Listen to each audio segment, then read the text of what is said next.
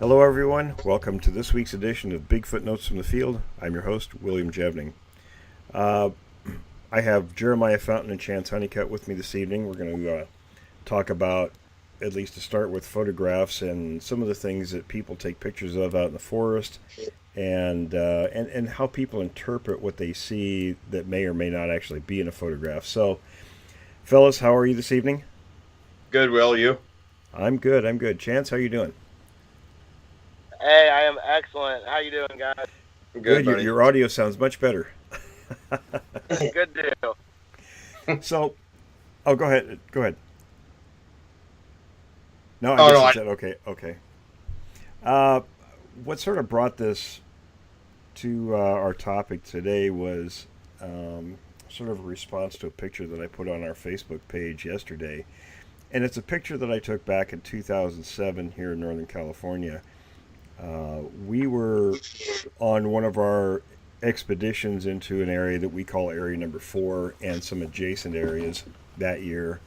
And Area Number 4, for those who don't know, is a place that we find a lot of Bigfoot-related evidence in each time we go in there. Lots of scat, lots of territorial markings, footprints, etc.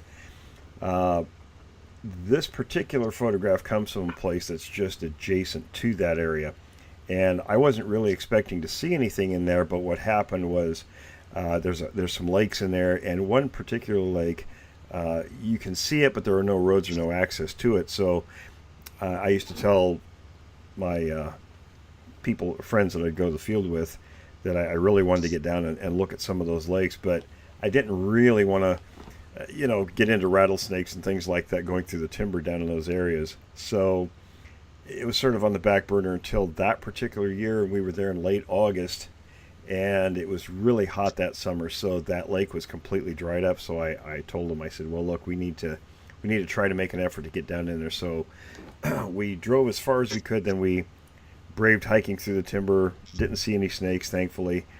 I was thinking we might see some kind of sign in the lake bed, because other ponds and things around that area, you always find tons of bear tracks and all kinds of other animal sign. But when we got down there, of course, the lake bottom was covered with really thick grass, and it was tall, so there was no markings of any kind. And I just decided, well, I'll take a bunch of pictures of the perimeter of the lake from the bed, just to get an idea of, what kind of vegetation is there, and try to work on a list that I was doing at the time of possible food sources and things like that for different animals. Mm-hmm. So about 2 weeks later, when I got home, I uploaded the pictures to my computer, and then I discovered that, and not being that good at computers at the time, I didn't know you could zoom into pictures like you do with binoculars. So I was playing with this, and I found this object in that one particular picture. And it was only about 50 feet or so in front of where I was standing, where the tree line was, and there's a slope. When you look at the picture, you can't tell there's a slope behind the tree line. But actually the ground rises pretty quick. It's very steep back there. So the object in the picture is about, I want to say about 7 or 8 feet off the ground. And when you look at it, it kind of resembles a face. I mean, there is an object. It's not part of a tree. And I looked in all the other photographs I had for some kind of a similar, formation of light and shadow, things like that. There was nothing even remotely close to that. So, and I posted another picture. I had some friends. Now, good people, very well-meaning, but the other picture I posted on Facebook shows where I circled where the object was, and I did that just yesterday. When I sent the picture to my friends for their enhancements, they chose a spot below where the object was and just made something out of light and shadow. There was nothing there. So they completely missed the object. Yeah. And I know, fellas, you guys, I'm sure, can comment on not just that picture, but others you've seen online, right? Sure, absolutely. Sure. You mean as far as similar to, it's in regards to what you're talking about, correct? Right. First of all, what's your take on the picture I posted? What do you think about that? There's something there, for sure. There's definitely, in my opinion, there's definitely something there, for sure. and I'm a lot like you, Will. I've learned a lot from you, and I agree with you. You can never go ahead and say 100% that something's a Sasquatch unless you know for sure. But if you, there's something. There is something there, though. There is an object. There is what it is. there. I have no idea. Exactly. I mean, it resembles a face, and of course, exactly. it would be easy to jump to the conclusion and say, "Oh yeah, Sasquatch was looking at us through Right. the tree limbs." Right. Is it possible? Certainly. Do Certainly. we know it for a fact? Absolutely not. Exactly. We don't know for sure. Is it possible? Absolutely. Does it fit the height parameter of a Sasquatch? Absolutely. Sure. And I've got, and you guys have seen them. I've got pictures similar. I mean, even though us as researchers can look at the picture and say, we know what we're thinking, but we can't actually come out and say, here, take a look at this. There's a Sasquatch in this picture. Right. Even Our friend. Right. Yeah, go ahead. Yeah, our friend Bruce Kelly brought up a good point yesterday. He said, was there any attendant evidence to support it? Well, we came down through the timber from that direction. We didn't see anything on the way in. Is it possible something followed us down there? Certainly. We didn't go back that way. We went out another direction. And there wasn't any reason to go back and do another search because we didn't see anything while we were there. Right. We felt basically it was a bust hiking down to the lake bed because there was nothing to see.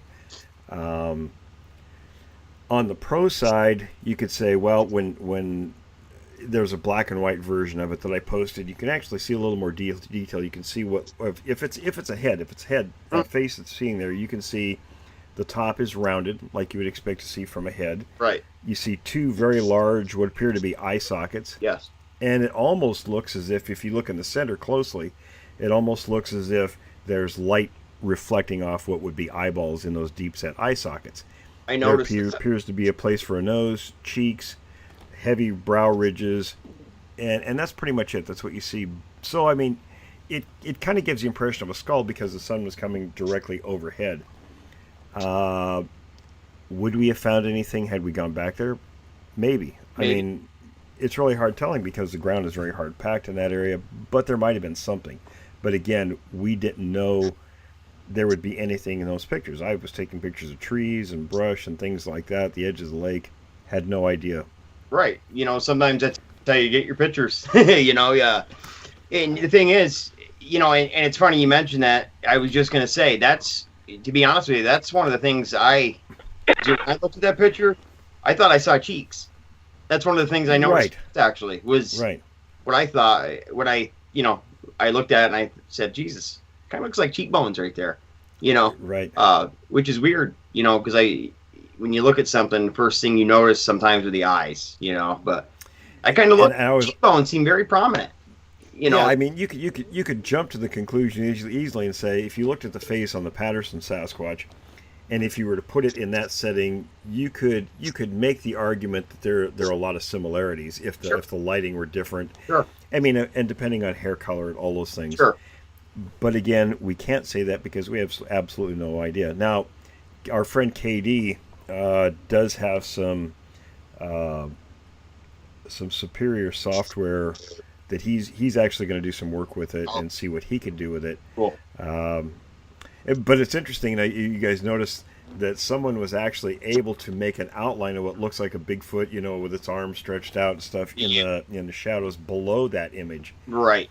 And it's really interesting to me how, and you see this a lot, especially on Facebook, people posting things. I see a lot of pictures of just brush. Yeah, absolutely. And people commenting, oh look, I can see it. I can see it. I don't see anything. No, absolutely not. Yeah, absolutely not. And another, not to deviate away from what we're talking about now, but as far as pictures. Oh no, go ahead. It's what we do. Yeah, I know. You'll see people as a group, and I know you guys are right with me on this one. As far as like people take pictures of these natural tree breaks, and they'll post these things all over Facebook. Oh, and look at this. The Sasquatches were moving through here. They'll see the broken over trees and absolutely. 99% of that stuff is natural.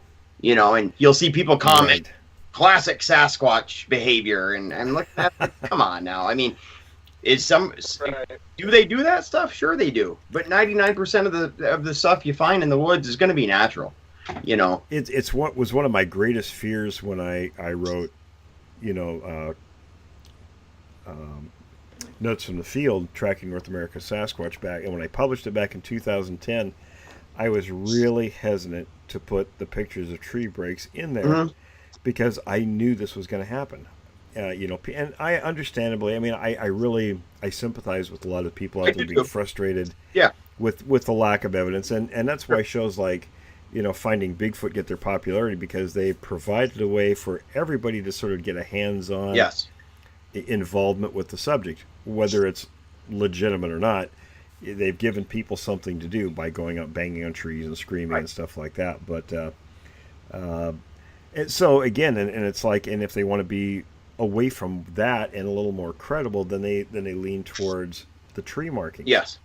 Which do in fact happen, and I first found them in 1991. So and sat on those pictures for years. Yeah. And was told, you know, by my Native American friends that yes, that is what they do. This is why they do it, and so on. But I still sat on the pictures. Yep. Until I actually wrote the first book, and then I knew that this was going to happen, because a lot of people, just like when you see these pictures, we talk about pictures of blob squatches. Yeah. And there really isn't, in my opinion, most of those pictures, there's nothing in them. Absolutely not. I agree. Most of the time there isn't. And like you said, and it's not I'm sorry. No, it's not a knock against the people doing it. No. It's just that I think you have to be a lot more careful before you make a proclamation about something. Right. And if you want to see something, you know, if you're out, go ahead, Chance. Go ahead, Tori. Go ahead. No, you're fine. I was just going to say, you know, Jeremiah, I'm sure. Yeah, no, you're fine. I was going to, Jeremiah, I know you're familiar with it as well. But, you know, I was just going to say, you know, a lot of times, especially in, you know, in this line of research, you know, I think, especially because there's never, you know, nothing, you know, over the top definitive proof, you know, people, you know, get so caught up with the idea of finding something, you know, and then you throw the pictures in there.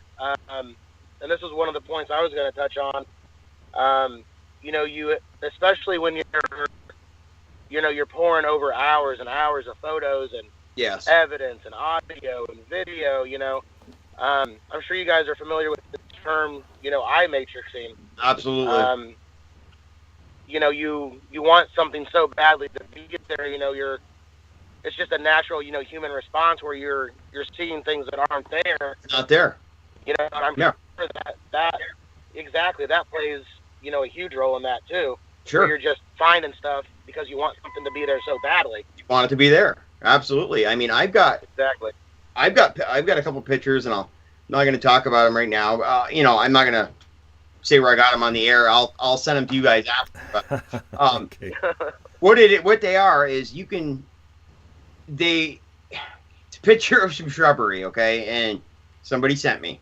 Now, there's nothing in these pictures. Absolutely not anything. Now, when they sent these to me, they said there was a Sasquatch sitting there on a little, as you walked into this wood line, there's a little incline, okay, and they said sitting on this incline was a Sasquatch staring at them. Now, when I looked at it, I'm thinking to myself, what it was the trees, the shape, the light, the shape of the light that the trees made. You know what I mean? Right. A body of what a Sasquatch, the frontal view of a Sasquatch would look like. And the light played some wicked tricks. You could actually see the red around, some coloration where eyeballs would be. But there's absolutely nothing in the picture. There's nothing there. There's nothing in the picture, but it's just a trick that the light is playing. Now, if you're somebody, I can see, like Chance was saying, if you want something to be there so badly, you're going to actually look at that, and you're going to see a Sasquatch. Right, and that's kind of the problem with photographs. I mean, I'm the kind of person, Now, with the picture I posted on Facebook is something we didn't realize there was anything in the picture. So, of course, there was no reason for us to go and look in that spot to see if there was any evidence supporting it. But now, if I've taken a picture of something and I think there was something there, I'm not just going to take the picture and then go on back home and mind my merry business till I post it on Facebook. Right. I'm going to walk over and kick it to see if it moves and see if there's actually something there. That's the kind of person I am in the field. If I think I've got something on film, then I want to go verify it. Same with audio recordings. I mean, if there's something screaming, I'm going to do the best I can to get to the location where I think the source of that noise was, and search that area to see if there's any supporting evidence that there was something there. I mean, not necessarily Bigfoot, but was it coyotes? Was it, elk? Was it something else? Was there people there? Right. I want to know. Because if I'm going to talk to like you guys and other friends that I think I got something on audio or pictures, I want to be able to show you the reasoning why I make that suggestion, because I found tracks, I found hair, I found territorial markings, I found scat, what have you. There has to be something to support that, which is kind of the fallacy of the show Finding Bigfoot. They go out and they claim that these wood knocks and things they're getting.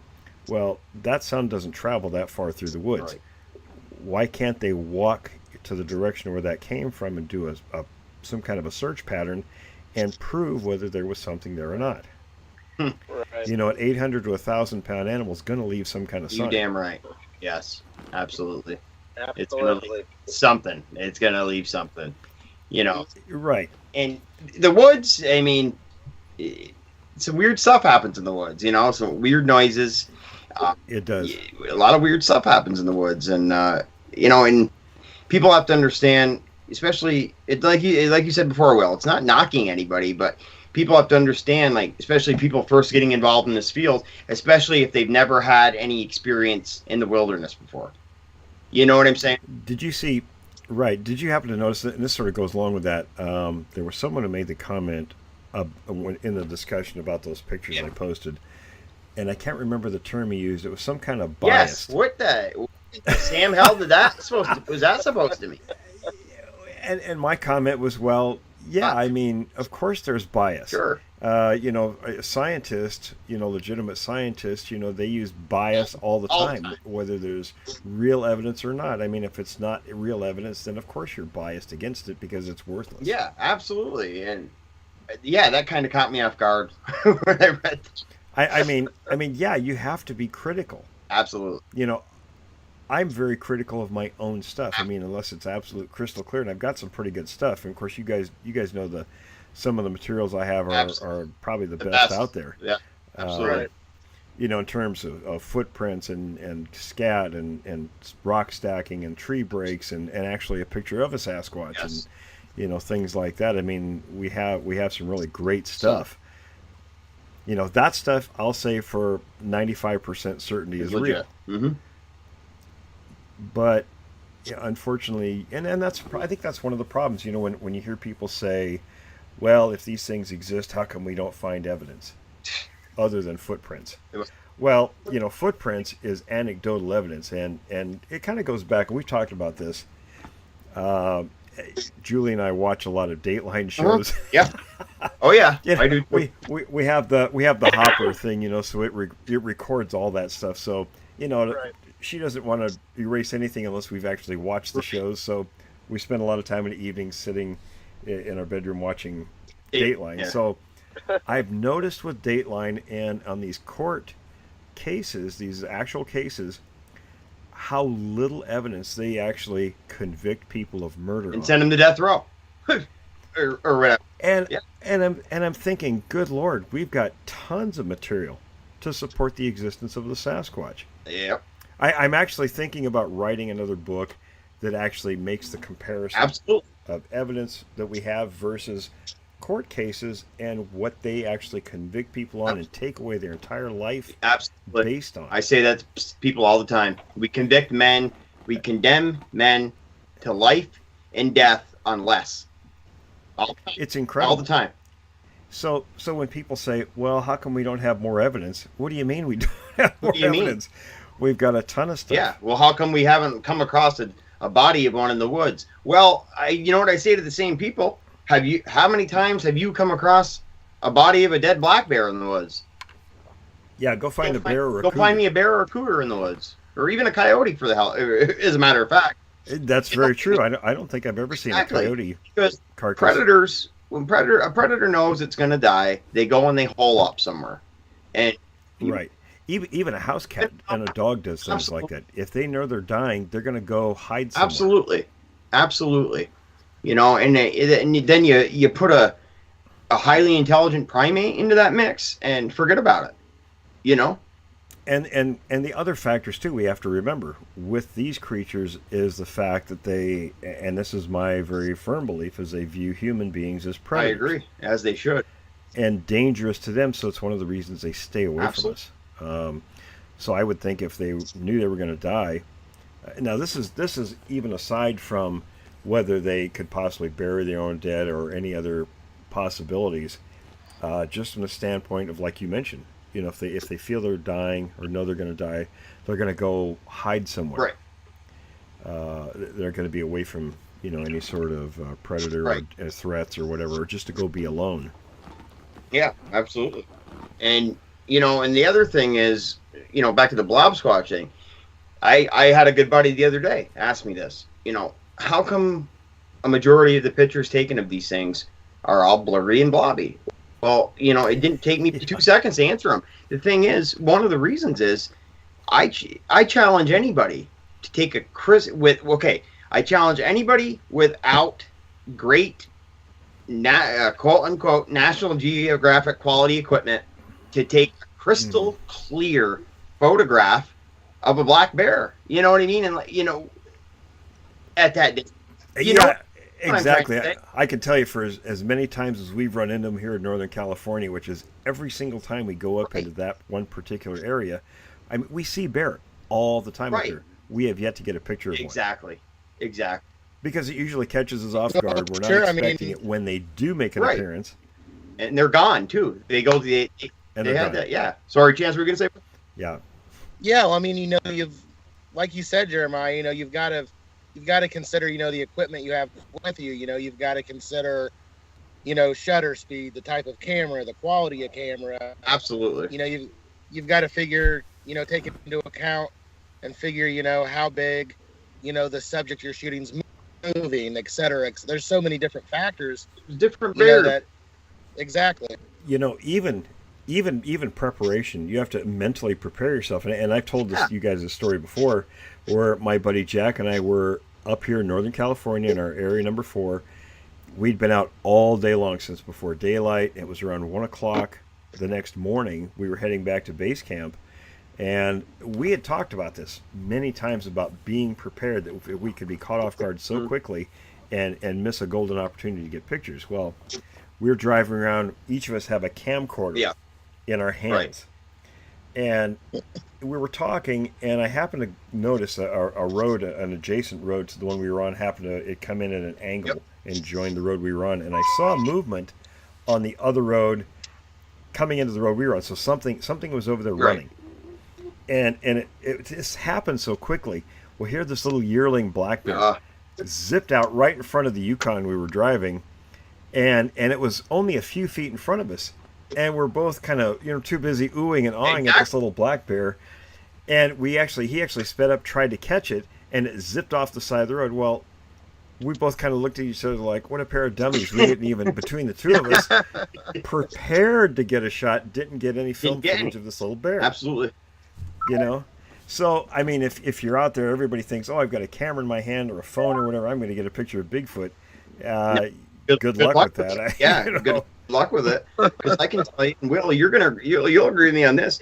Even having encounters, I don't know. Even having encounters, even if I ever have another one, even if I have a camera on me, I don't even know if I'd be able to pull the camera up and take a picture.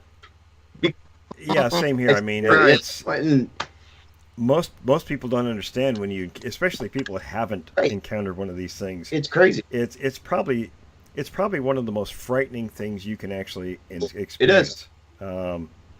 it's indescribable unless you've actually had the encounter yourself. Um, it does stuff to you mentally. And I've had interviewed people who were combat veterans. Yes. And seen some pretty bad stuff in warfare, and said that those experiences came nowhere near the level of fear that the Bigfoot encounter inspired in them. Yes. Well, you guys read. So it's on another crazy. whole level. You guys read that report I sent you, that Air Force retiree I interviewed. Yeah, right. Montana, they wouldn't get out of the vehicle after they saw this thing, and they each had sidearms. They each had M16. Right. They each had M16A A2s loaded with 30-round magazines. They wouldn't get out of the vehicle and go look for this thing. They wanted to get the hell out of there. I mean, they had 2 assault rifles on them. So that's pretty typical. I mean, you just want to get the hell out of the area. Get the hell out of there. It's unless you have seen it, it's hard to explain. It really is, and right. Let alone pulling a camera up and taking a picture. I mean, I guess that sort of brings a question up too about pictures. Do you think a lot of the people who take these pictures, the blob squatch pictures, I guess the question is, do you guys think that they believe they're actually looking at a Sasquatch when they take the picture? I mean, I would, because in my opinion, just based on experience,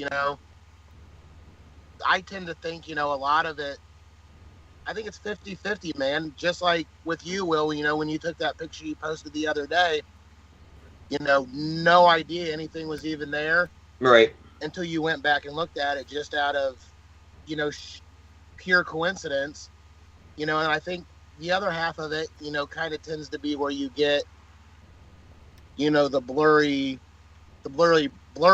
blob squatch. You're so caught up in that moment, you're not right. You're so pumped full of adrenaline, you're not thinking, clear enough. Okay, I've got to steady.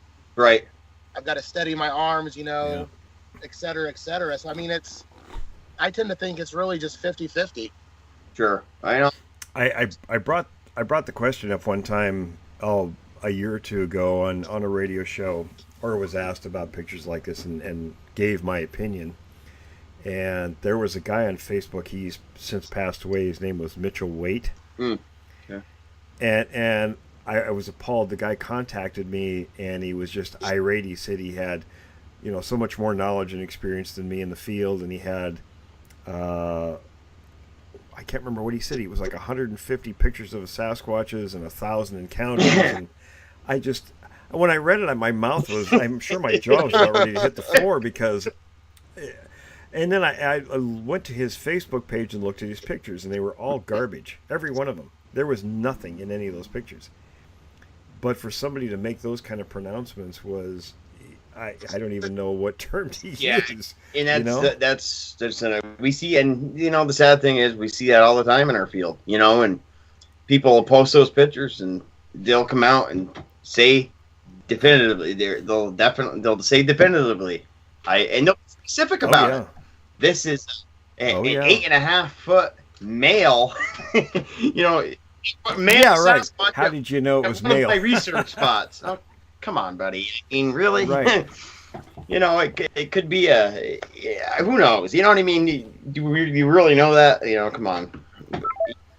I mean, I encourage people to go out, and have your cameras and phones with you. And if you see something, take a picture. Absolutely. Yes. But if you do, go to the spot and find some supporting evidence, because quite honestly, people aren't going to believe it unless you got something that supports what you're claiming. At least one other item of corroborating evidence. Absolutely. It looks like we lost chance. At least one other item, something great, Absolutely. And that's probably the biggest problem with the whole topic is so much is put out there, and I mean, we get a lot of people who want to be experts. There's tons of podcasts, there's tons of web pages, there's all this stuff that just it's saturated. The field is saturated with people who want to. That's be a good word. Yeah. And I don't have a problem with people being involved, but what I have a problem with is all the junk that's put out there as, purportedly being, the definitive evidence, when there's absolutely nothing in there. Then when people who are in the scientific community in particular might take an interest in the topic, they look at all that stuff and they think, well, this is all crap. Right? There's no reason for us to give it any sort of attention. Well, that ruins it. It's crap like that, and it ruins it.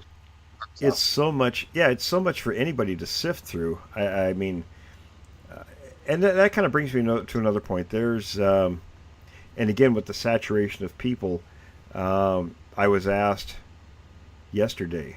KD was asking me. We were talking on Skype, and KD is he's someone who has a great deal of scientific credentials under his belt. So he's one of the scientists who is currently working with us and sort of helping us. He brought up the point. There was, and he said it was Washington State. There was some kind of a game warden or ranger who had a couple of Bigfoot encounters, and apparently his dog was killed a couple days ago, and he ended up being hurt and in the hospital.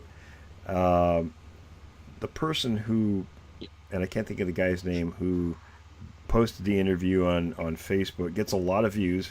We're talking 40, 50,000 views in these videos, but nobody seems to be able to locate this particular ranger. I even emailed the person who posted it and have never gotten any sort of response back. So it kind of raises some red flags to me.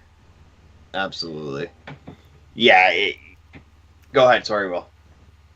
I mean, granted, there's, and something we also talked about. I mean, if you had something to post, you'd go on Facebook, you'd go off Facebook, but online to see who is out there in the subject of Bigfoot.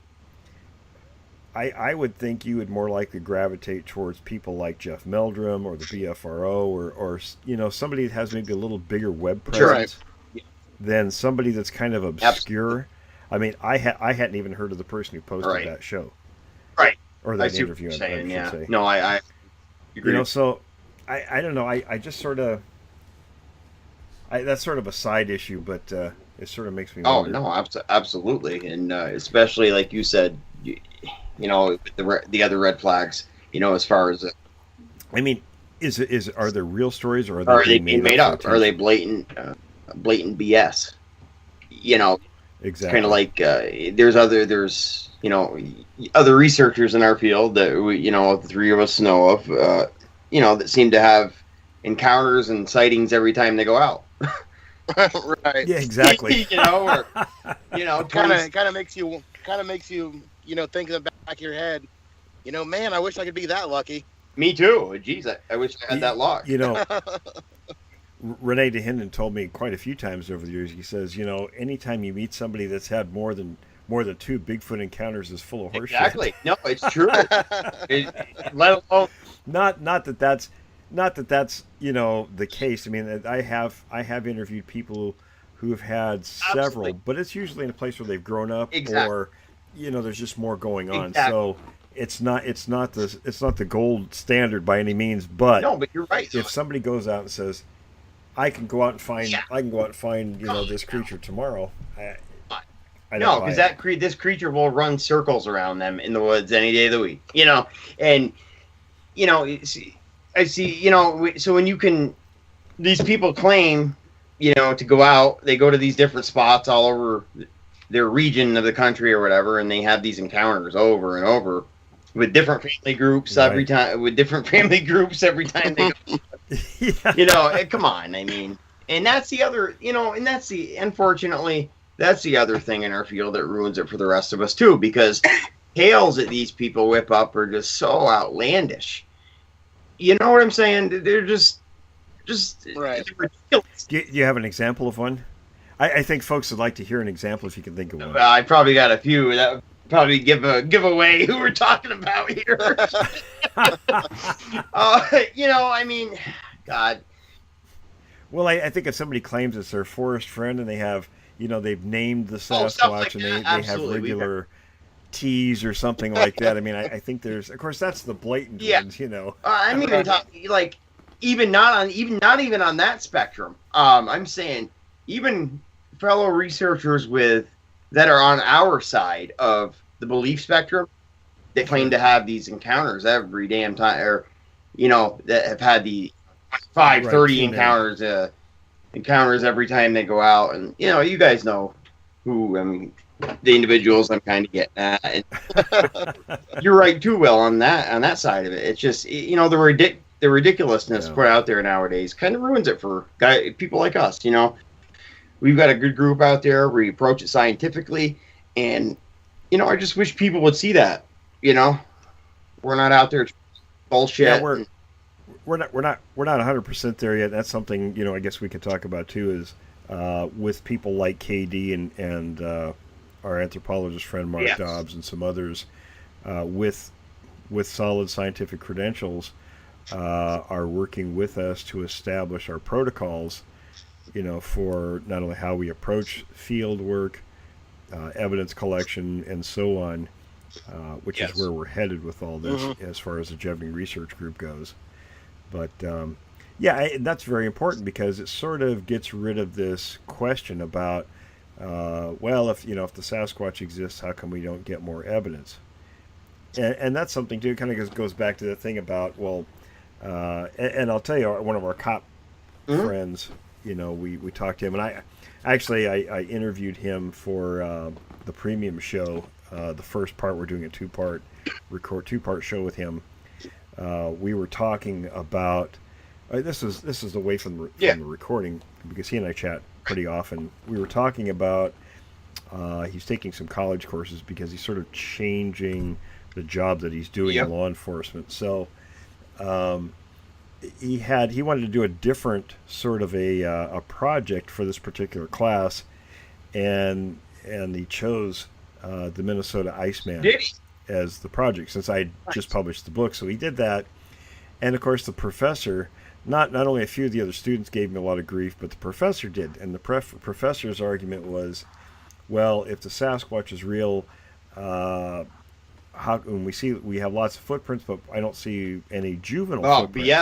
Yeah. So he called me, and I said, okay, I'll send you some pictures. So I sent him about a dozen different juvenile tracks, different individuals, and he showed them to this professor, and it shut him right down.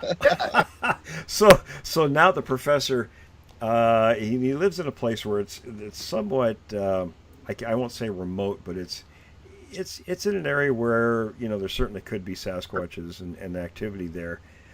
He's got a number of dogs, and I can't remember what kind of dogs offhand. They're kind of a medium-sized dog breed, if I recall. But the dogs have been disappearing from the inside of a locked enclosure. And so now he's gone from this total skeptic to contacting our police officer friend, asking him if he thinks it could be Bigfoot related. So I said, well, sure, it's possible, but again, we don't know, and we can't say without any supporting evidence. I mean, we cannot make that sort of a claim unless we know for sure. Could it be a cat? Sure, it could be a cat. But on the other hand, how is a cat going to drag dog after dog over this chain link fence?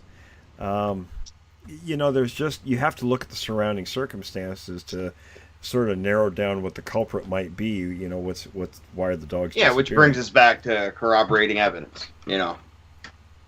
Exactly. I mean, we've actually discussed a few different angles, in this chat so far, but that's a big one.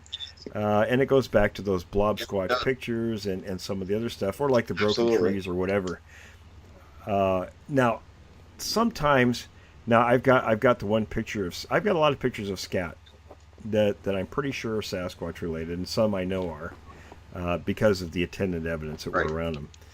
But the one that's the really big one that I've shown you guys that's here in Northern California that was sent to me, there is literally nothing else that's going to take a dump that big in Northern California. No way. Right. It's not bear scat. I've seen plenty of black bears. It's not plenty bear of black bear scat, and no way. I've seen thousands of piles of black bear scat, and it's nothing remotely like that. Now, when you talk about footprints, now again, people go out and they find footprints. You see footprint pictures posted all over Facebook. Some may be real, some maybe not. We don't know, because a lot of times people will say they find one or two tracks. Well, I always have to put those in the back of my mind, because when I talked to John Green and Renee Hinton and Bob Titmus, those guys, when they would find tracks, it would be in the thousands of Right. tracks. It was never just one or two. Even the last pictures I took of tracks a few years back, in the place they were at was a relatively small area, and I counted over 100 Yeah. footprints until they went into the brush where it was impossible to make prints. But out in the open, certainly there was a lot of tracks. So how come these guys, people find tracks where there's only one or two? I'd have to ask them, well, in the surrounding area, how many human footprints did you find? What's the chances those were manufactured? I mean, people can buy casts of Bigfoot tracks and go out and stick them in the ground and make impressions. I mean, where back in the '60s and such, you couldn't. And and people will say, "Well, who would do that?" Well, a lot of whack out there. Rick Dyer, Rick Dyer comes to mind. One of the biggest hoaxers of modern times. Yeah, absolutely.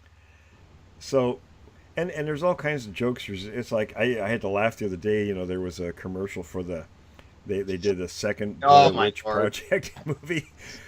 And back, and would that come out in the 90s? Yeah, early 90s. Yep. Wasn't it? So my buddies and I, whenever we'd go camping up by Mount Rainier, when we leave the camp, I used to we'd tarp up our camp, because it rains a lot up there. And we like to be nice and dry, and drink beer under the by the fire at night, and stay dry. So when we leave in the morning, I didn't want to take the twine. I had to go buy a cheap ball of twine and then just throw the rest in the fire. So, me with my jokester attitude, I make this Blair Witch figure and hang it from a tree, and my buddy Scott, about has a hemorrhage laughing when he sees the thing, because he knows instantly. And my brother-in-law, he just kind of shakes his head at both of us. And my buddy Scott says, "I wonder what the next people who use this campsite are going to think." And I said, "Well, that's the whole point of doing it." So from then on, for the next couple of years, we're making Blair Witch figures and hanging them on the trees when we leave. You probably ruined many family favorite camping sites for years. Yeah, I'm sure. I could never understand why people quit using those camping spots. Guys like you. But that's a good point, though. But it really is. But yeah, right. Yeah. So there are a lot of us that will do, that see the humor of things and will do things that are comical like that. So I wonder how many people are doing stuff. Quite like a few. That. Yeah. Right.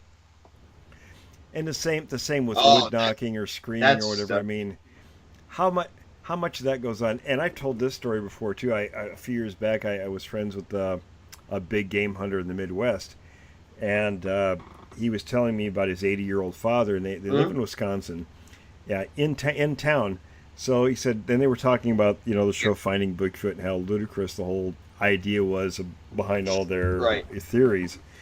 So his 80-year-old father was sitting out in a chair in the yard. They were out talking. He picks up this 2x4 and he starts banging on the fence, on their wooden fence.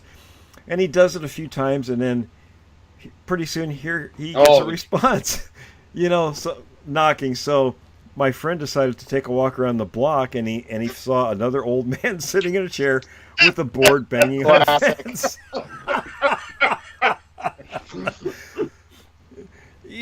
So what are the chances that's going on, up in forest? I mean, unless you know who all is in the area you happen to be in these wild areas.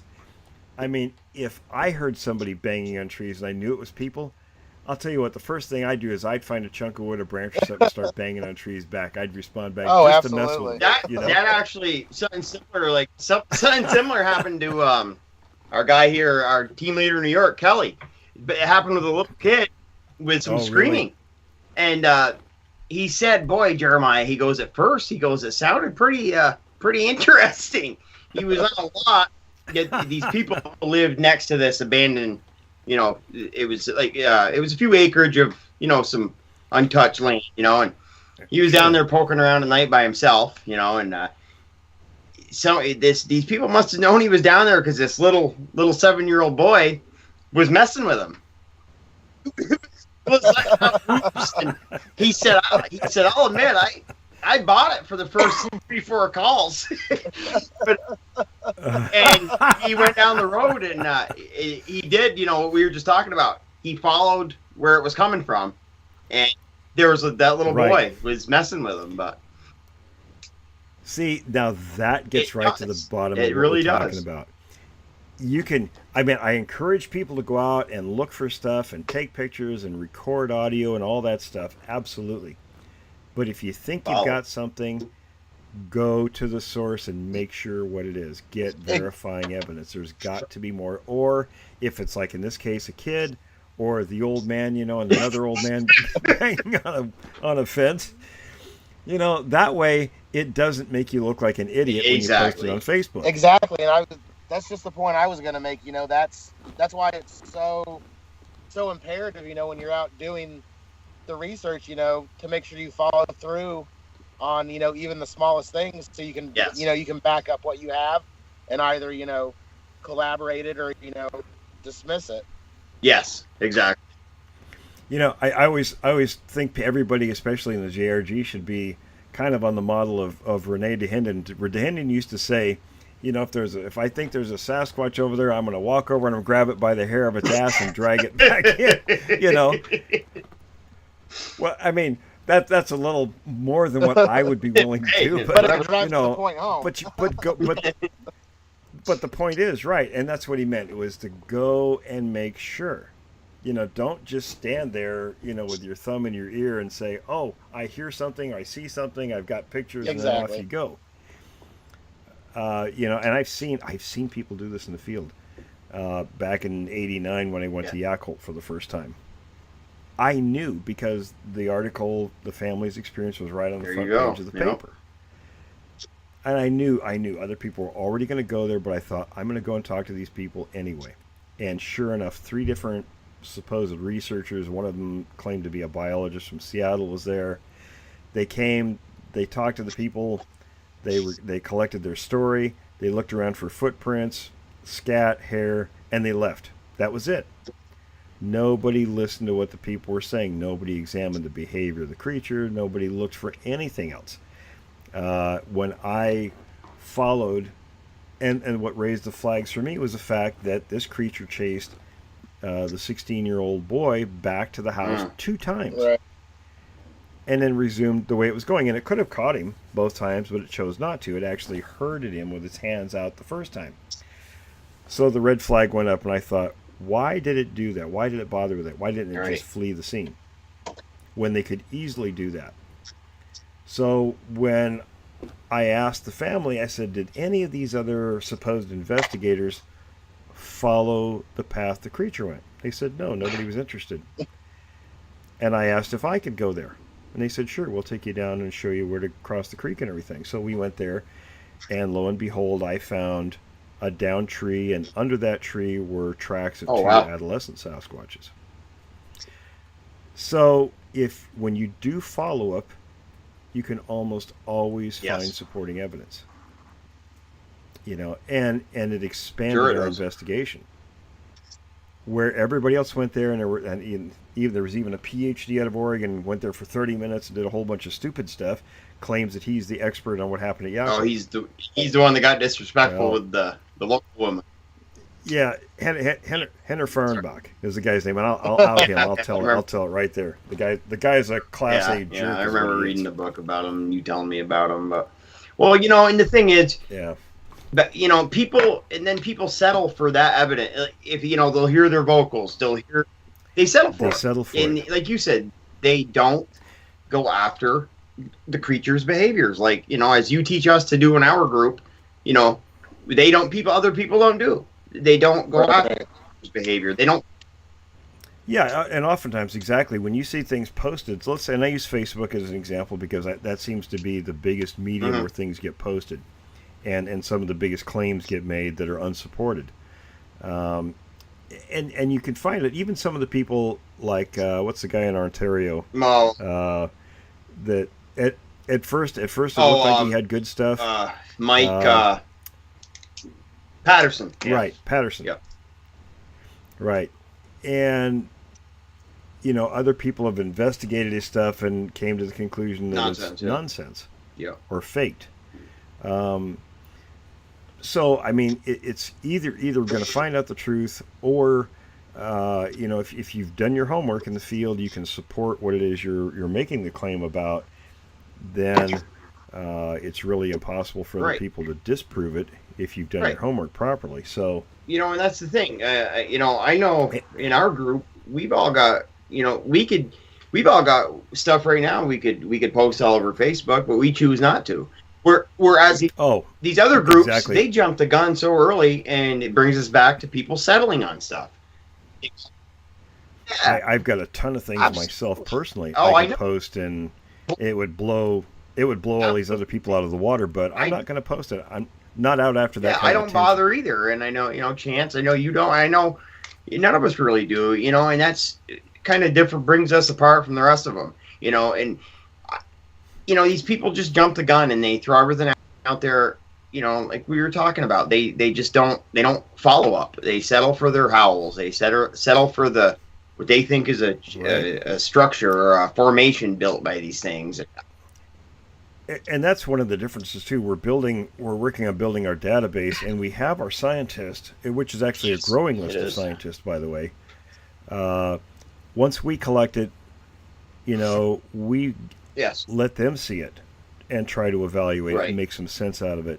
Instead of us making the judgment call on what there is or isn't, our job is to do the best we can, document it as thoroughly as possible, and then pass the information on to them and let them, give us an opinion about what it is, what it could be, and so on. I mean, and that's an ongoing process. Then, of course, we develop, or they help us develop theories to go to the next step with that information. So it's not just props, and that's unfortunately a lot of people put stuff on social media, and it's just props.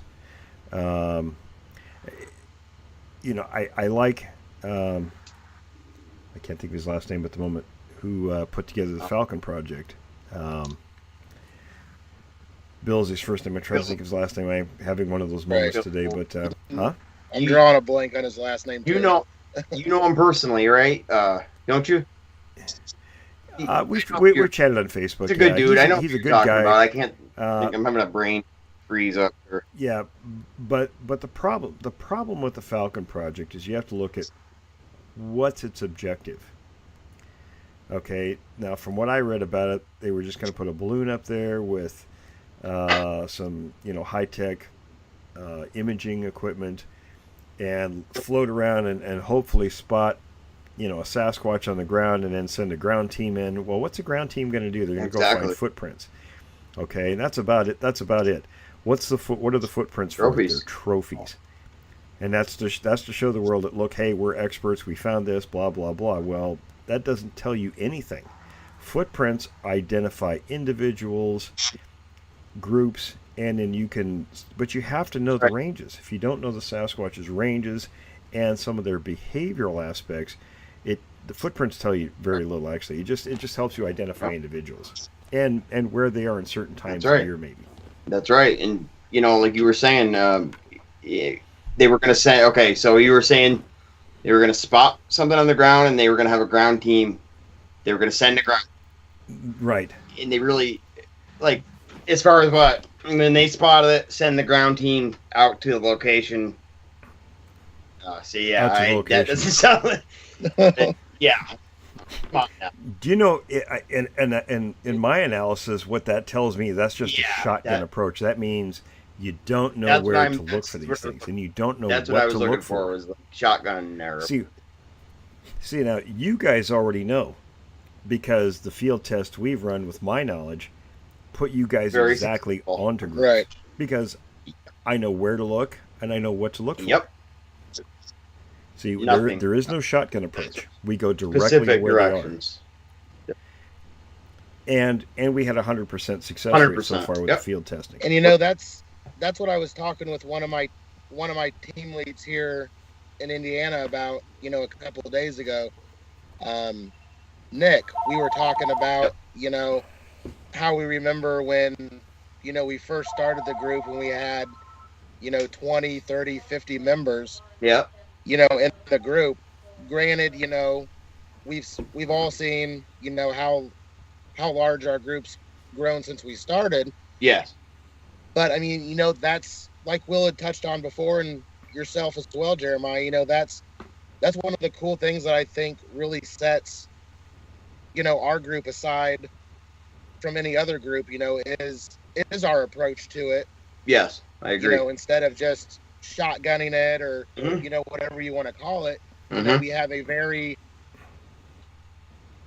Unique. specific. Specific.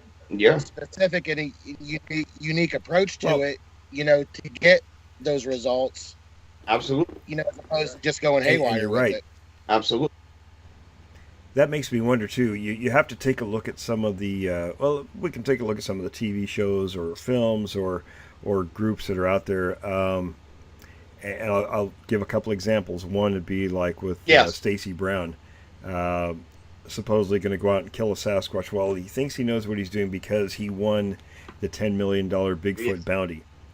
I was their number one choice to be Yeah. on that show, and I turned it down because I knew it Nonsense. was Right. going to be nonsense, and didn't want to be associated with it. Not that it wasn't a great idea to put something like that on TV, Yeah. but it was a reality show, and it really did nothing Nothing at all. for the subject. So, any of these guys that think they're going to go out and bag a Sasquatch, I want to ask them, how do you know Yeah. where to look? What are you They're looking gonna- for? Do you know where they go Right. and why they go there? How are they going to react when you shoot one? They better think about the consequences of pulling that trigger. just the fact if Exactly. they see the weapons. Yeah. Right. That's going to alter. I mean, there's so many factors involved in that makes it really impossible. I'm not going to say even Impossible. unlikely. I'm going to tell you right now, it's impossible that any of these Not people gonna ever happen. Right. get I mean, close to if one. you bag that first one, Not gonna happen. first one, do you have the tools you need for the 2 or 3 that are watching that you don't know is there? Right.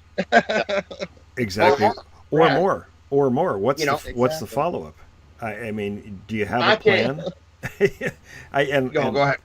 No, I mean, Go ahead. yeah, Jeremy. that's a good point, Chance. Not even do I don't even think it would get to that. I don't even think they get close. No. I think it's just a silly idea for a show. One of my first I mean, questions is a lo- always, well, okay, in theory this is good, but how far did we think this through, guys? Exactly.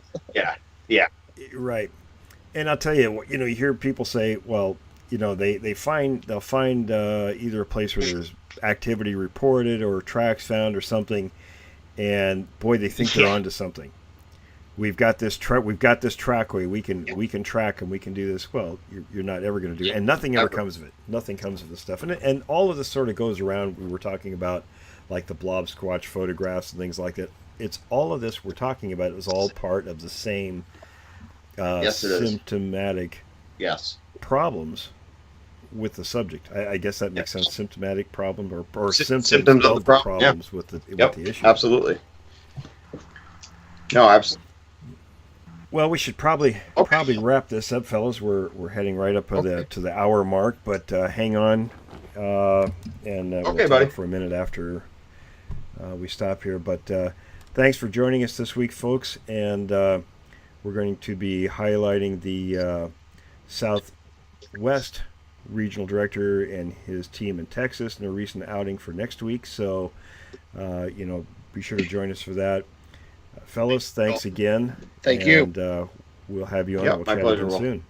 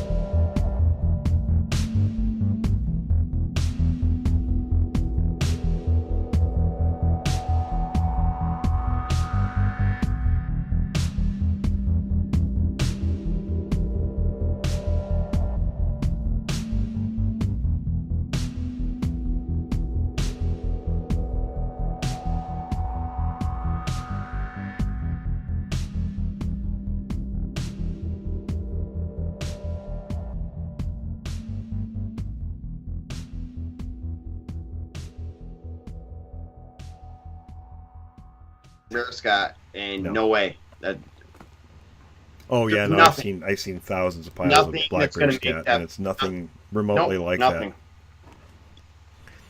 Now, when you talk about footprints, now again, people go out and they find footprints. You see footprint pictures posted all over Facebook.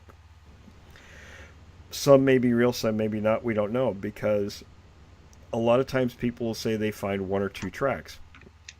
Well, I always have to put those in the back of my mind, because when I talked to John Green and Renee DeHinden and Bob Titmus, those guys, when they would find tracks, it would be in the thousands of tracks. You know, it was never just one or two.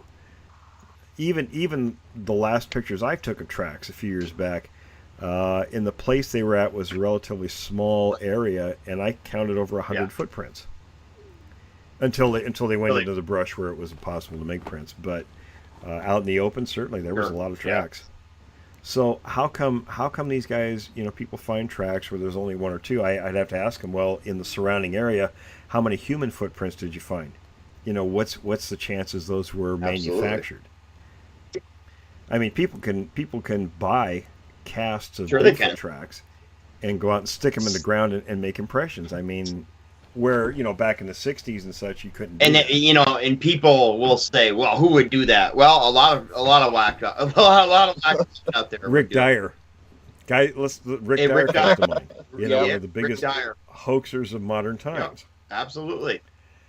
So, and there's all kinds of jokesters. It's like I had to laugh the other day. There was a commercial for they did the second Blair Witch Project movie. And back, and would that come out in the 90s? Yeah, early 90s. Yep. Wasn't it? So my buddies and I, whenever we'd go camping up by Mount Rainier, when we leave the camp, I used to we'd tarp up our camp, because it rains a lot up there, and we like to be nice and dry, and drink beer under the by the fire at night, and stay dry. So when we leave in the morning, I didn't want to take the twine. I had to go buy a cheap ball of twine and then just throw the rest in the fire. So, me with my jokester attitude, I make this Blair Witch figure and hang it from a tree, and my buddy Scott, about has a hemorrhage laughing when he sees the thing, because he knows instantly. And my brother-in-law, he just kind of shakes his head at both of us. And my buddy Scott says, I wonder what the next people who use this campsite are going to think. And I said, well, that's the whole point of doing it. So from then on, for the next couple of years, we're making Blair Witch figures and hanging them on the trees when we leave. You probably ruined many family favorite camping sites for years. Yeah, absolutely. And and the other thing is, back to the blob squatch thing. I had a good buddy the other day ask me this. How come a majority of the pictures taken of these things are all blurry and blobby? Well, it didn't take me 2 seconds to answer them. The thing is, one of the reasons is I challenge anybody to take I challenge anybody without great quote unquote National Geographic quality equipment to take a crystal clear photograph of a black bear. You know what I mean? And at that day, exactly. I can tell you, for as many times as we've run into them here in Northern California, which is every single time we go up into that one particular area, I mean, we see bear all the time up there. We have yet to get a picture of one. Exactly. Because it usually catches us off guard. We're not expecting it when they do make an appearance. And they're gone, too. They go to they had that, yeah. Sorry, Chance, were you going to say? Yeah. Yeah, well, I mean, you've, like you said, Jeremiah, you've got to consider, the equipment you have with you. You've got to consider, shutter speed, the type of camera, the quality of camera. Absolutely. You've got to figure, take it into account and figure, how big, the subject you're shooting's moving, et cetera. There's so many different factors. Different bear. Exactly. Even preparation, you have to mentally prepare yourself. And I've told you guys this story before, where my buddy Jack and I were up here in Northern California in our area number 4. We'd been out all day long since before daylight. It was around 1 o'clock the next morning. We were heading back to base camp, and we had talked about this many times, about being prepared that we could be caught off guard so quickly and miss a golden opportunity to get pictures. Well, we're driving around. Each of us have a camcorder in our hands. Right. And we were talking, and I happened to notice a road, an adjacent road to the one we were on, happened to it come in at an angle and join the road we were on. And I saw movement on the other road coming into the road we were on. So something was over there running. And it just happened so quickly. Well, here this little yearling black bear zipped out right in front of the Yukon we were driving, and it was only a few feet in front of us. And we're both kind of, too busy oohing and awing at this little black bear.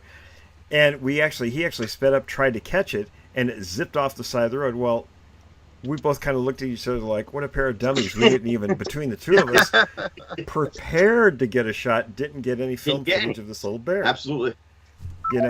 So, I mean, if you're out there, everybody thinks, I've got a camera in my hand or a phone or whatever, I'm going to get a picture of Bigfoot. Good luck with that. Good luck with it. Because I can tell you, that kind of caught me off guard when I read this. I mean, you have to be critical. Absolutely.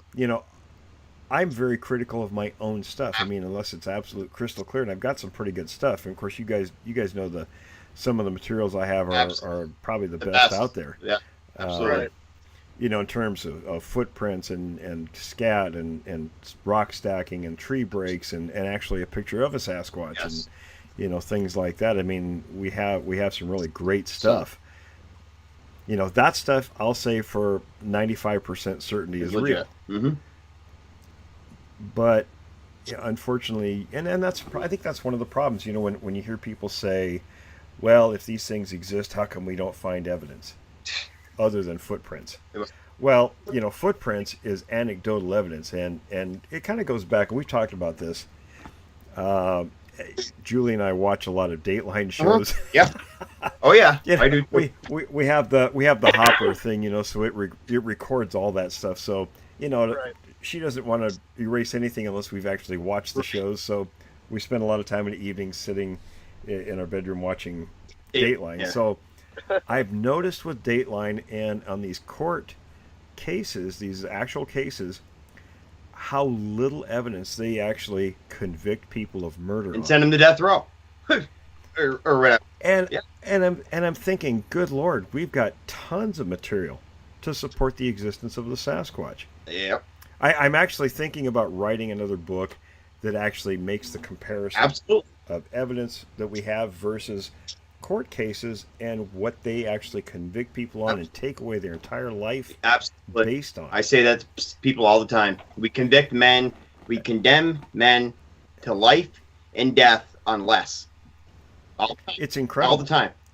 So when people say, well, how come we don't have more evidence? What do you mean we don't have more evidence? We've got a ton of stuff. Yeah. Well, how come we haven't come across a body of one in the woods? Well, you know what I say to the same people? How many times have you come across a body of a dead black bear in the woods? Yeah, go find a bear or a cougar. Go find me a bear or a cougar in the woods. Or even a coyote, for the hell, as a matter of fact. That's very true. I don't think I've ever seen a coyote because carcass. Predators, when a predator knows it's going to die, they go and they hole up somewhere. And right. Even a house cat and a dog does things like that. If they know they're dying, they're going to go hide somewhere. Absolutely. And then you put a highly intelligent primate into that mix and forget about it. And the other factors too we have to remember with these creatures is the fact that they, and this is my very firm belief, is they view human beings as predators. Tree breaks. And they'll post these things all over Facebook. Oh, and look at this. The Sasquatches were moving through here. They'll see the broken over trees and absolutely. 99% of that stuff is natural. And you'll see people comment. Right. Classic Sasquatch behavior, and I'm looking at it, come on now. I mean, do they do that stuff? Sure they do, but 99% of the stuff you find in the woods is going to be natural. It's what was one of my greatest fears when I wrote, Notes from the Field, Tracking North America Sasquatch back, and when I published it back in 2010, I was really hesitant to put the pictures of tree breaks in there. Mm-hmm. Because I knew this was going to happen, and I understandably, I mean, I sympathize with a lot of people out there being frustrated, with the lack of evidence, and that's why shows like, Finding Bigfoot get their popularity, because they provided a way for everybody to sort of get a hands-on Yes. involvement with the subject, whether it's legitimate or not. They've given people something to do by going up, banging on trees and screaming and stuff like that. But and so again, and it's like, and if they want to be away from that and a little more credible, then they lean towards the tree markings. Yes. Which do in fact happen, and I first found them in 1991. So, and sat on those pictures for years. Yeah. And was told, by my Native American friends that yes, that is what they do. You. This is why they do it, and so on. But I still sat on the pictures. Yep. Until I actually wrote the first book, and then I knew that this was going to happen, because a lot of people, just like when you see these pictures, we talk about pictures of blob squatches. Yeah. And there really isn't, in my opinion. Most of those pictures, there's nothing in them. Absolutely not. I agree. Most of the time, there isn't. And like you said, and it's not a. It's yeah. I'm sorry. No, it's not a knock against the people doing it. No. It's just that I think you have to be a lot more careful before you make a proclamation about something. Right. And if you want to see something, if you're out, go ahead, Chance. Go ahead, Tori. Go ahead. No, you're fine. I was just gonna say, Jeremiah, I'm sure. Yeah, no, you're fine. I was gonna, Jeremiah, I know you're familiar with it as well. But I was just gonna say, a lot of times, especially in this line of research, I think, especially because there's never, nothing, over the top definitive proof. People, get so caught up with the idea of finding something, The other picture I posted on Facebook shows where I circled where the object was, and I did that just yesterday. When I sent the picture to my friends for their enhancements, they chose a spot below where the object was and just made something out of light and shadow. There was nothing there. So they completely missed the object. Yeah. And I know, fellas, you guys, I'm sure, can comment on not just that picture, but others you've seen online, right? Sure, absolutely. Sure. You mean as far as similar to, it's in regards to what you're talking about, correct? Right. What's your first of all, what's your take on the picture I posted? What do you think about that? There's something there, for sure. There's definitely, in my opinion, there's definitely something there, for sure. And I'm a lot like you, Will. I've learned a lot from you, and I agree with you. You can never go ahead and say 100% that something's a Sasquatch unless you know for sure. But if you, there is something there, though. There is an object. There is what it is. there. I have no idea. Exactly. It resembles a face, and of course, exactly. It would be easy to jump to the conclusion and say, "Oh yeah, Sasquatch was looking at us through the tree limbs." Right. Is it possible? Certainly. Do Certainly. we know it for a fact? Absolutely not. Exactly. We don't know for sure. Is it possible? Absolutely. Does it fit the height parameter of a Sasquatch? Absolutely. Sure. And I've got, and you guys have seen them. I've got pictures similar. Even though us as researchers can look at the picture and say, we know what we're thinking, but we can't actually come out and say, here, take a look at this. There's a Sasquatch in this picture. Right. Even our friend. Right. Yeah, go ahead. Yeah, our friend Bruce Kelly brought up a good point yesterday. He said, was there any attendant evidence to support it? Well, we came down through the timber from that direction. We didn't see anything on the way in. Is it possible something followed us down there? Certainly. We didn't go back that way. We went out another direction. And there wasn't any reason to go back and do another search because we didn't see anything while we were there. Right. We felt basically it was a bust hiking down to the lake bed because there was nothing to see.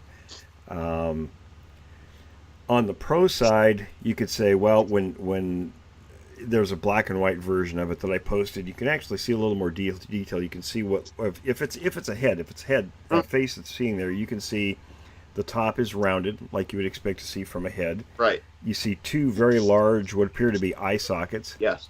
And it almost looks as if you look in the center closely, it almost looks as if there's light reflecting off what would be eyeballs in those deep set eye sockets. I know, Therefore- and like you said, they don't go after the creature's behaviors. Like, you know, as you teach us to do in our group, you know, they don't. Other people don't do. They don't go after the creature's behavior. They don't. Yeah, and oftentimes, exactly, when you see things posted, so let's say, and I use Facebook as an example because that seems to be the biggest medium where things get posted, and some of the biggest claims get made that are unsupported. And you can find it, even some of the people like, what's the guy in Ontario? That at first it looked like he had good stuff. Mike Patterson. Yeah. Right, Patterson. Yep. Right. And, you know, other people have investigated his stuff and came to the conclusion that it's nonsense. Yeah. Or faked. So, I mean, it's either going to find out the truth or, you know, if you've done your homework in the field, you can support what it is you're making the claim about, then it's really impossible for other people to disprove it if you've done your homework properly. So, you know, and that's the thing. You know, I know in our group, we've all got, you know, we've all got stuff right now we could post all over Facebook, but we choose not to. Whereas these other groups, they jump the gun so early, and it brings us back to people settling on stuff. I've got a ton of things myself personally. I could post, and it would blow all these other people out of the water. But I'm not going to post it. I'm not out after that. I don't bother either, and I know, you know, Chance. I know you don't. I know none of us really do. You know, and that's kind of different. Brings us apart from the rest of them. You know, and you know, these people just jump the gun and they throw everything out there, you know, like we were talking about. They just don't follow up. They settle for their howls. They settle for what they think is a structure or a formation built by these things. And that's one of the differences too. We're working on building our database, and we have our scientists, which is actually a growing list of scientists, by the way. Once we collect it, you know, we let them see it and try to evaluate it and make some sense out of it.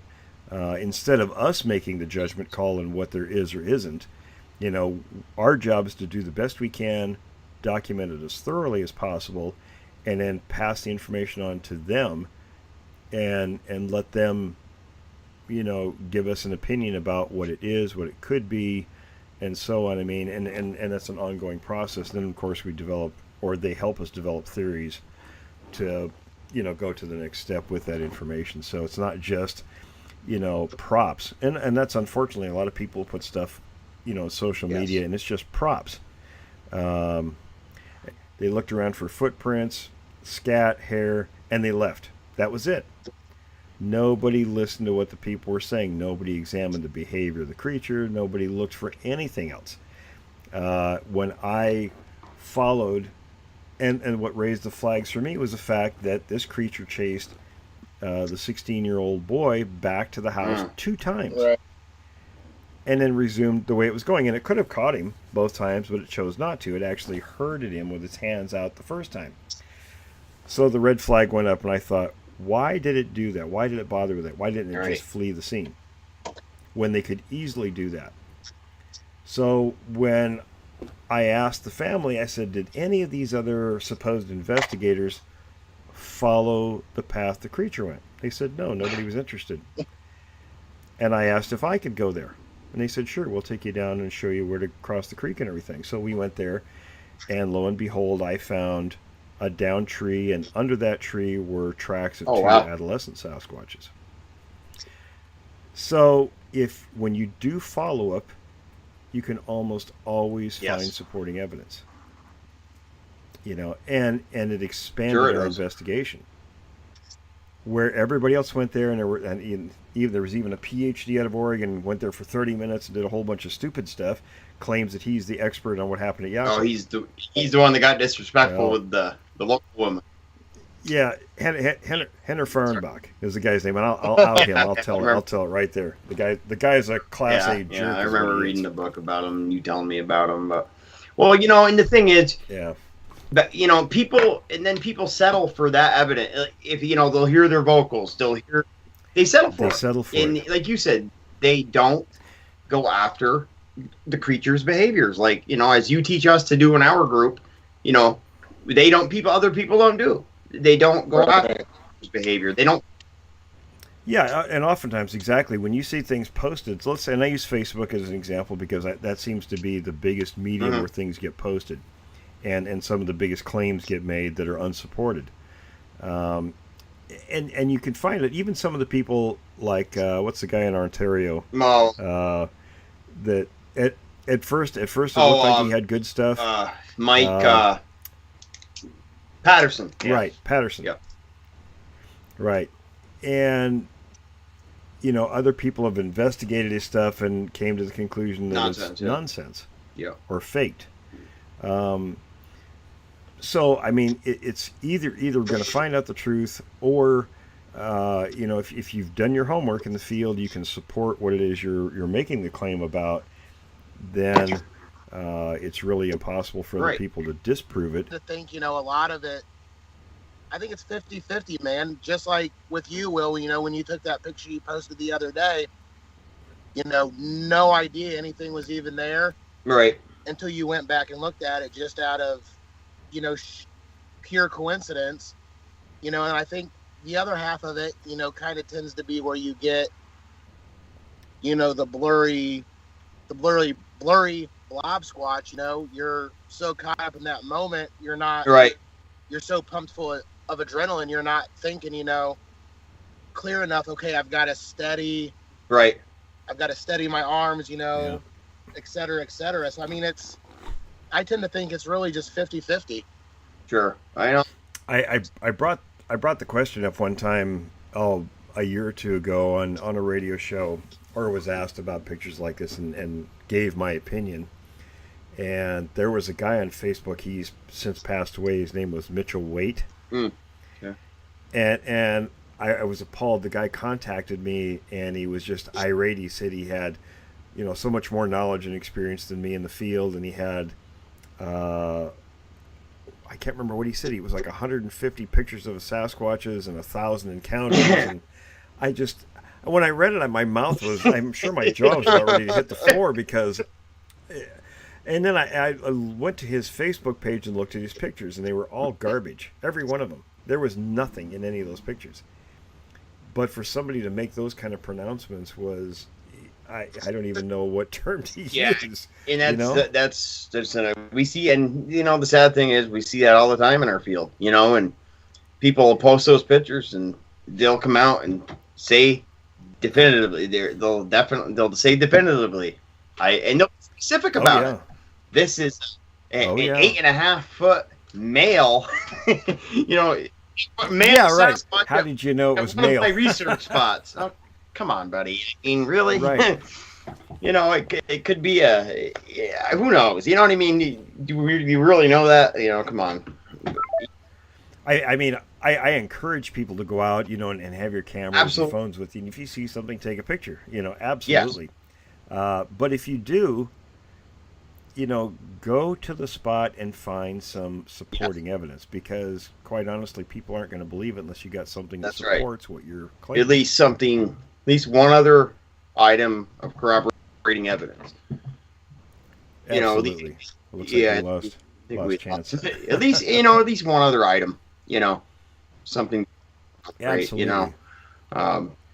And that's probably the biggest problem with the whole topic is, so much is put out there. And I mean, we get a lot of people who want to be asking him if he thinks it could be Bigfoot related.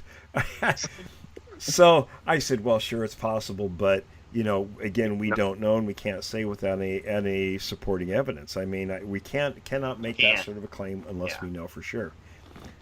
Could it be a cat? Sure, it could be a cat. But on the other hand, is a cat going to drag dog after dog over this chain link fence?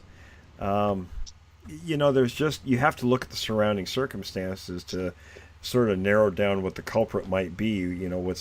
Why are the dogs? Yeah, which brings us back to corroborating evidence. Exactly. I mean, we've actually discussed a few different angles, in this chat so far, but that's a big one. And it goes back to those blob squatch pictures and some of the other stuff, or like the broken trees or whatever.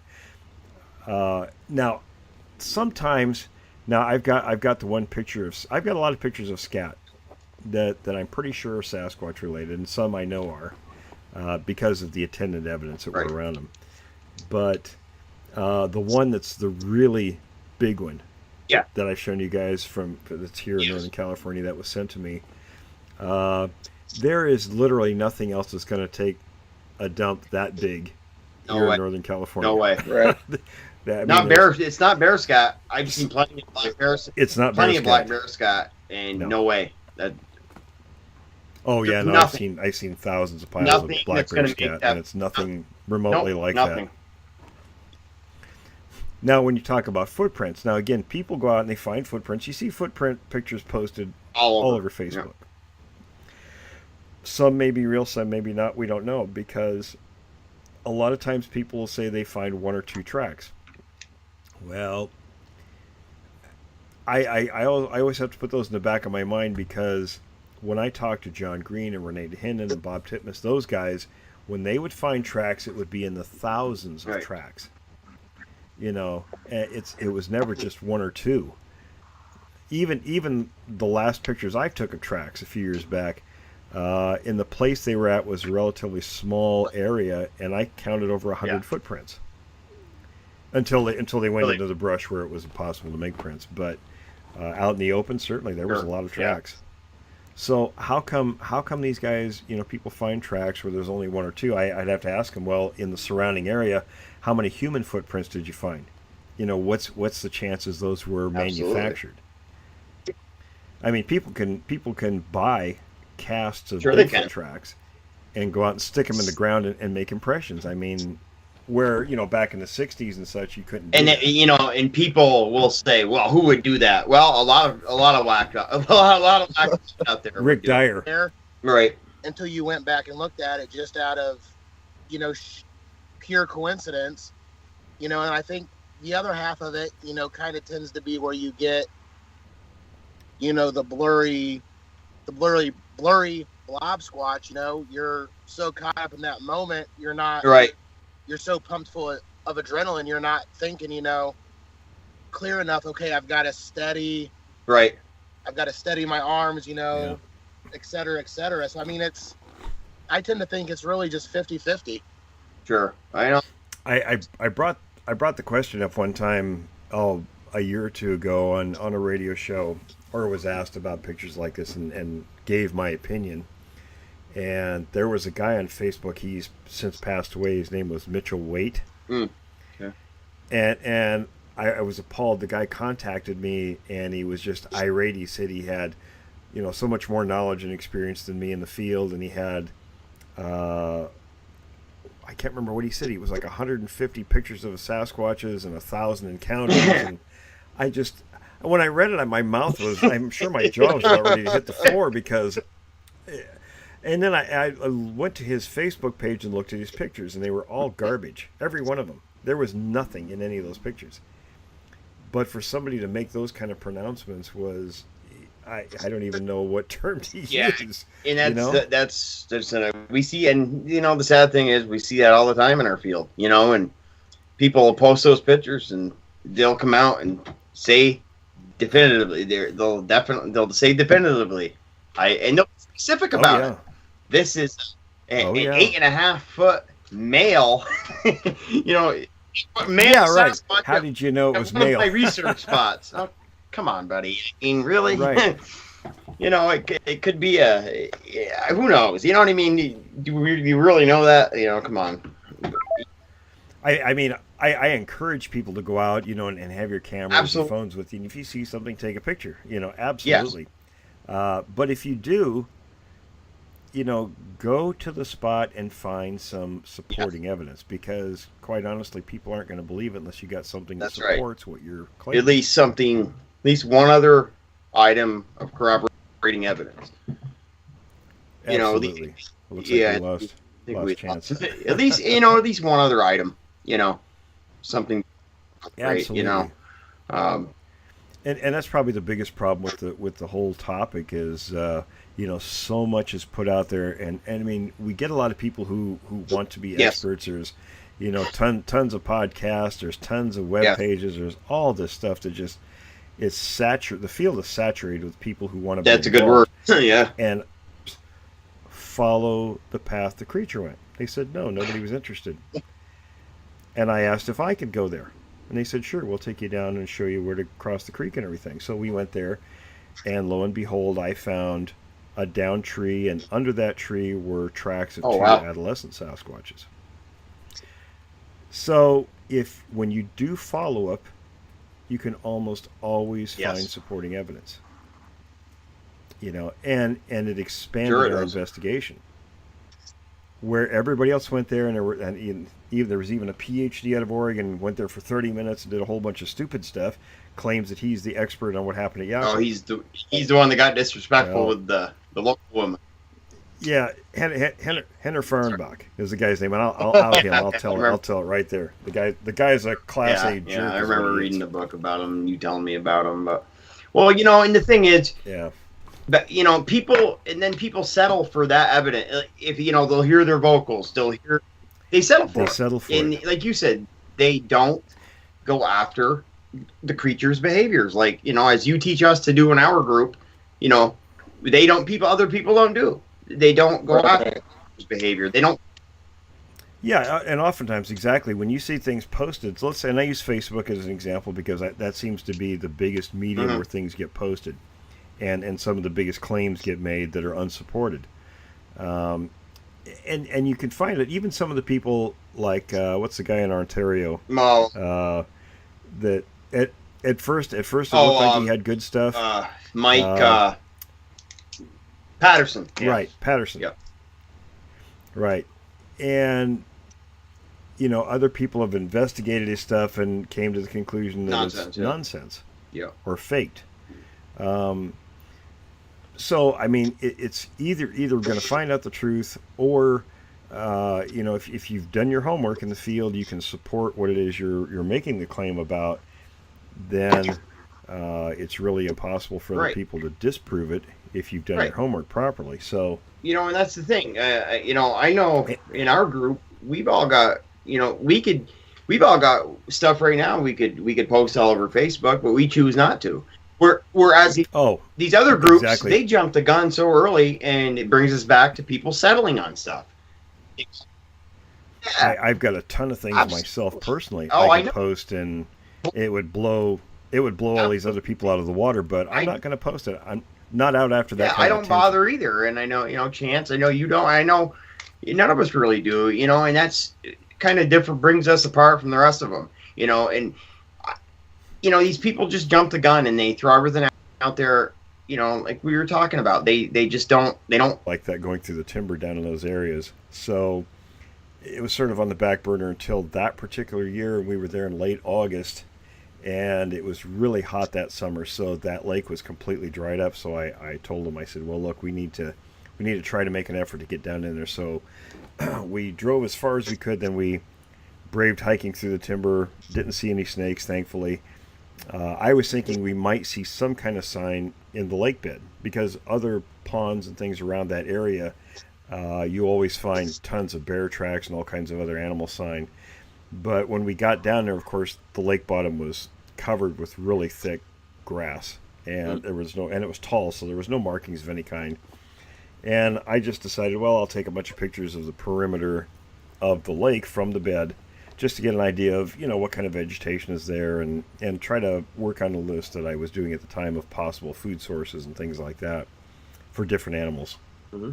So about 2 weeks later, when I got home, I uploaded the pictures to my computer, and then I discovered that, and not being that good at computers at the time, I didn't know you could zoom into pictures like you do with binoculars. So I was playing with this, and I found this object in that one particular picture. And it was only about 50 feet or so in front of where I was standing, where the tree line was, and there's a slope. When you look at the picture, you can't tell there's a slope behind the tree line. But actually the ground rises pretty quick. It's very steep back there. So the object in the picture is about, I want to say about 7 or 8 feet off the ground. And when you look at it, it kind of resembles a face. I mean, there is an object. It's not part of a tree. And I looked in all the other photographs I had for some kind of a similar, formation of light and shadow, things like that. There was nothing even remotely close to that. So, and I posted another picture. I had some friends. Now, good people, very well-meaning, but the other picture I posted on Facebook shows where I circled where the object was, and I did that just yesterday. When I sent the picture to my friends for their enhancements, they chose a spot below where the object was and just made something out of light and shadow. There was nothing there. So they completely missed the object. Yeah. And I know, fellas, you guys, I'm sure, can comment on not just that picture, but others you've seen online, right? Sure, absolutely. Sure. You mean as far as similar to, it's in regards to what you're talking about, correct? Right. What's your, well, first of all, what's your take on the picture I posted? What do you think about that? There's something there, for sure. There's definitely, in my opinion, there's definitely something there. It's related, and some I know are, because of the attendant evidence that were around them. But the one that's the really big one, that I've shown you guys that's here in Northern California that was sent to me, there is literally nothing else that's going to take a dump that big here in Northern California. No way. Right. It's not bear scat. I've seen plenty of black bears. It's not plenty bear of black bear scat, and no way. Oh yeah, no, I've seen thousands of piles of black bear scat, and it's nothing remotely like that. Now, when you talk about footprints, now again, people go out and they find footprints. You see footprint pictures posted all over Facebook. Yeah. Some may be real, some maybe not. We don't know, because a lot of times people will say they find one or two tracks. Well, I always have to put those in the back of my mind, because when I talked to John Green and Renee Hinton and Bob Titmus, those guys, when they would find tracks, it would be in the thousands of tracks. It was never just one or two. Even the last pictures I took of tracks a few years back, in the place they were at was a relatively small area, and I counted over 100 footprints until they went into the brush where it was impossible to make prints. But out in the open, certainly there was a lot of tracks. Yeah. So how come these guys, people find tracks where there's only one or two? I'd have to ask them, well, in the surrounding area, how many human footprints did you find? What's the chances those were manufactured? I mean, people can buy casts of Bigfoot tracks and go out and stick them in the ground and make impressions. I mean, where back in the 60s and such, you couldn't do that. And people will say, well, who would do that? Well, a lot of whack out there. Rick Dyer, Rick Dyer comes to mind. One of the biggest hoaxers of modern times. Yeah, absolutely. So, and there's all kinds of jokesters. It's like I had to laugh the other day. There was a commercial for they did the second Blair Witch Project movie. And back, and would that come out in the 90s? Yeah, early 90s. Yep. Wasn't it? So my buddies and I, whenever we'd go camping up by Mount Rainier, when we leave the camp, I used to we tarp up our camp, because it rains a lot up there. And we like to be nice and dry, and drink beer under the by the fire at night, and stay dry. So when we leave in the morning, I didn't want to take the twine. I had to go buy a cheap ball of twine and then just throw the rest in the fire. So, me with my jokester attitude, I make this Blair Witch figure and hang it from a tree, and my buddy Scott, about has a hemorrhage laughing when he sees the thing, because he knows. I mean, there's so many factors involved in that makes it really impossible. I'm not going to say even unlikely. I'm going to tell you right now, it's impossible that any of these people not going to happen. Right. I mean, if you bag that first one, first one, do you have the tools you need for the 2 or 3 that are watching that you don't know is there? Right. Exactly. Or more. What's the follow up? I mean, do you have a plan? Go ahead. No, I mean, go ahead. Yeah, that's a good point, Chance. Not even do I don't even think it would get to that. And I don't even think they get close. No. I think it's just a silly idea for a show. One of my first questions is always, well, okay, in theory this is good, but how far did we think this through, guys? Exactly. Yeah. Right.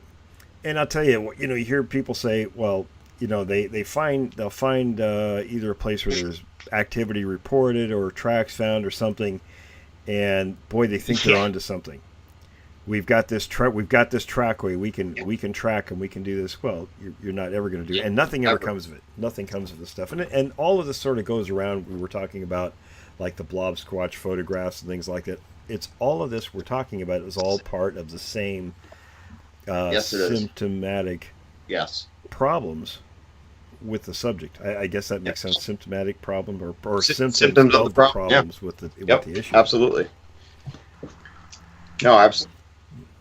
Well, we should probably wrap this up, fellas. We're heading right up to the hour mark, but hang on, and we'll talk buddy. for a minute after we stop here. But thanks for joining us this week, folks, and we're going to be highlighting the Southwest Regional Director and his team in Texas in a recent outing for next week. So, be sure to join us for that. Fellas, thanks again. Thank you. And we'll have you on. Yeah, We'll my chat pleasure, again Will. soon.